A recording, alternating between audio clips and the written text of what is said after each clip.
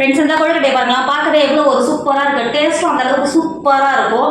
நம்ம இன்னைக்கு அரிசி மாவு எதுவும் செய்யாமல் சூப்பராக நேந்திர பழத்தை வச்சு தான் நம்ம செய்ய போகிறோம். இதோட டேஸ்ட் அந்த அளவுக்கு சூப்பராக இருக்கும். பார்த்தீங்களா எந்த அளவுக்கு சூப்பராக இருக்கும். நம்ம வச்சு டஃபிங்கோட இந்த வருஷம் விநாயகர் சதுர்த்திக்கு கண்டிப்பாக எல்லாரும் ட்ரை பண்ணுங்க. இன்னைக்கு சூப்பரான கொழுக்கட்டை எப்படி செய்யணும்னு பார்க்கலாமா? Hi friends, welcome to Kerala சமையல். நம்ம நேந்திர பழத்தை வச்சு சூப்பரான ஒரு கொழுக்கட்டை தான் செய்ய போகிறோம். வாங்க எப்படி செய்யலாம்னு பார்க்கலாம். 1/2 கிலோ நேந்திர பழம் எடுத்திருக்கேன். பழம் கிடையாது, இது 80% பழுத்து இருக்கு, 20% பழுக்காம இருக்கு. இந்த கொழுக்கட்டை பண்றதுக்கு கரெக்டா இருக்கும். இப்ப பாருங்க, இட்லி பாத்திரத்துல தண்ணி வச்சு தண்ணி நல்லா கொதிக்க ஆரம்பிச்சிருச்சு. அங்க பாருங்க எந்த அளவுக்கு நல்லா கொதிக்குது பார்த்தீங்களா? இந்த ஸ்டேஜ்ல இட்லியெல்லாம் ஊற்றுங்கிற அந்த தட்டை உள்ள இறக்கி வச்சுக்கோங்க.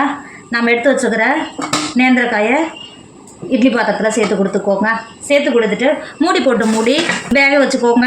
காயாக இருக்கிறதுனால சாப்பிட்டா வெந்தாலும் ஒரு பிரச்சனை கிடையாது, நமக்கு குழைக்கிறதுக்கு கரெக்டாக இருக்கும். நல்லா வேக வச்சுக்கோங்க. இப்போ பாருங்கள் எந்த அளவுக்கு நல்லா வெந்து வந்திருக்கு பார்த்தீங்களா? இங்கே பாருங்கள், கை வச்சா நல்லா சாஃப்டாக இருக்கும், அந்த அளவுக்கு நல்லா வெந்திருக்கு.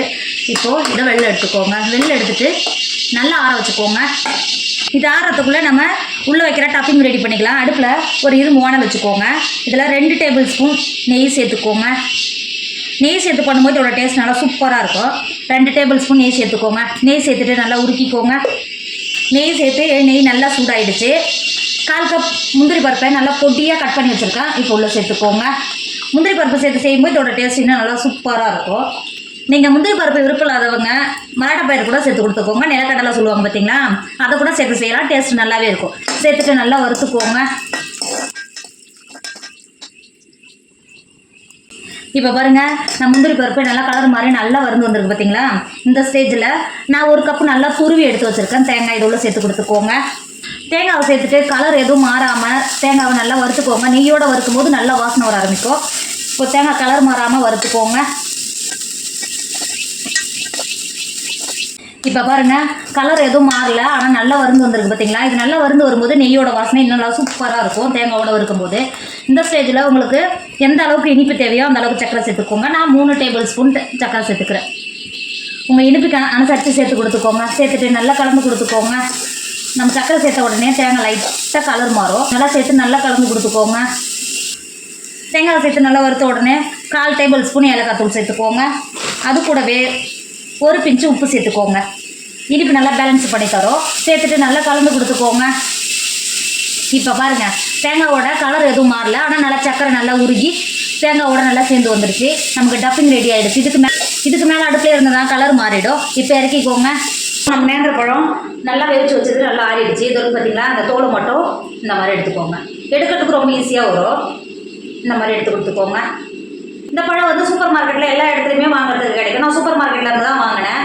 தோலை எடுத்துகிட்டு பொட்டேட்டோ மேஷர் இருக்குது பார்த்தீங்களா, அதை வச்சு இந்த மாதிரி அழுத்தி கொடுத்துக்கோங்க. அழுத்திங்கன்னா நல்லா உடஞ்சி வரும் பார்த்தீங்களா? இந்த மாதிரி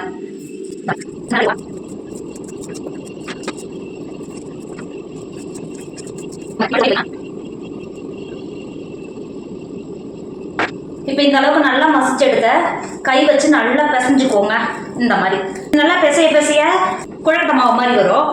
நல்லா பிசைஞ்சு எடுத்துக்கோங்க. இப்போ பாருங்கள், நம்ம குழச்சி எடுத்தது எந்த அளவுக்கு இருக்குது பார்த்தீங்கன்னா? கையில் நெய் தடவிக்கோங்க.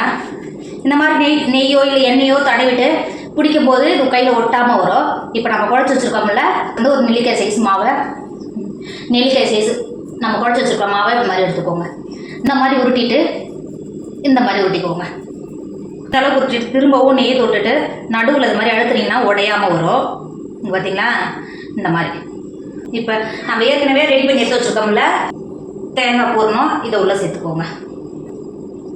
சேர்த்துட்டு இதை இப்படி கையால் வச்சு இப்படி அழுத்தி விட்டு இப்படி மூடினீங்கன்னா ஈஸியாக மூட வந்துடும். இது பார்த்தீங்களா? இந்த மாதிரி முருட்டிட்டு இந்த மாதிரி உருட்டிக்கோங்க. இந்த மாதிரி இருக்கிறதெல்லாம் இதே மாதிரி உருட்டி எடுத்துக்கோங்க. ஃப்ரெண்ட்ஸ், நம்ம இருந்த கொழுக்கட்டையெல்லாம் நல்லா பிடிச்சி எடுத்துட்டோம் பார்த்தீங்களா? நான் டப்பிங் நல்லா நிறைய வச்சுருக்கேன். நம்ம தேங்காயோட இதை சாப்பிடும்போது இனிப்பும் புளிப்பும் சேர்ந்து டேஸ்ட் அந்த அளவுக்கு சூப்பராக இருக்கும். நம்ம நேந்திர பழத்தை தானே பிடிச்சிருக்கோம், இது உடஞ்சிருமோ அப்படின்னு நீங்கள் நினைக்க தேவையில்லை. அந்த அளவுக்கு நல்லா நீங்கள் 80% பழுத்து இருக்கணும், 20% பழுக்காமல் இருக்கணும். அப்போ தான் கரெக்டாக இருக்கும் இந்த மாதிரி நான் கொழுக்கட்டை செய்கிறது. கண்டிப்பாக இதை செஞ்சு கொடுத்தீங்க வீட்டில் உங்கள் எல்லாருமே விரும்பி சாப்பிடுவாங்க. இப்போ இந்த கொழுக்கட்டை ரெடி ஆகிடுச்சு. இப்போ பொரிக்க ஆரம்பிச்சிடலாம். இப்போ பாருங்கள், இரும்பு வானலில் எண்ணெய் வச்சு எண்ணெய் சூடாயிடுச்சு. கொஞ்சமாக தான் எண்ணெய் வச்சுருக்கேன். நம்ம எடுத்து வச்சுருக்கிற கொழுக்கட்டையை உள்ளே சேர்த்துக்கோங்க. சேர்க்கும் போது இந்த அளவுக்கு தான் இருக்கணும், அப்போ தான் கரெக்டாக வரும். சேர்த்து கொடுத்துட்டு உடையாமல் இது மெதுவாக இது மாதிரி கலர் லைட்டாக மாறி வர வரைக்கும் நல்லா வறுத்து எடுத்துக்கோங்க. எண்ணெயிலே நல்லா பொரிச்சு எடுத்துக்கோங்க. லைட்டாக கொஞ்சமாக எண்ணெய் சேர்த்தாவே போதும், அதிகமாக எண்ணெய் சேர்க்கணும்னு அவசியம் கிடையாது. கலர் மாதிரி வந்தாவே போதும். இப்போ இதை வெளில எடுத்துக்கோங்க. அடுத்து இருக்கிறதெல்லாம் இதே மாதிரி பொரிச்சு எடுத்துக்கோங்க. இருந்த கொழுக்கட்டையெல்லாம் நம்ம பொரிச்சு எடுத்துட்டோம். ஆனால் எண்ணெய் எதுவுமே குடிக்கலைங்க. பார்த்தீங்களா, நம்ம சேர்த்த எண்ணெய் அப்படியே தான் இருக்குது. எண்ணெய் குடிக்கணும்னு நீங்கள் பயப்பட தேவையில்லை. நம்மளோட கொழுக்கட்டை சூப்பராக ரெடி ஆகிடுச்சு. இதோட டேஸ்ட் அந்த அளவுக்கு சூப்பராக இருக்கும். இதோட டேஸ்ட் எப்படி இருக்குன்னு கேட்டிங்கன்னா, நம்ம நேந்திர பழம் வச்சு பார்த்தீங்களா, அது வெளியில் கொஞ்சம் புளிப்பாகவும் இனிப்பாகவும், உள்ள டஃபிங் வச்சது ரொம்ப இனிப்பாகவும், இடையில நம்ம முந்திரி பருப்பு சேர்த்தோம் பார்த்தீங்களா, அதோட கடிச்சு சாப்பிடும்போது இதோட டேஸ்ட் அந்த அளவுக்கு சூப்பராக இருக்கும். இந்த வருஷம் விநாயகர் சதுர்த்திக்கு கண்டிப்பாக இந்த கொழுக்கட்டையை வீட்டில் எல்லாரும் செஞ்சு பாருங்கள். டேஸ்ட் அந்த அளவுக்கு சூப்பராக இருக்கும்.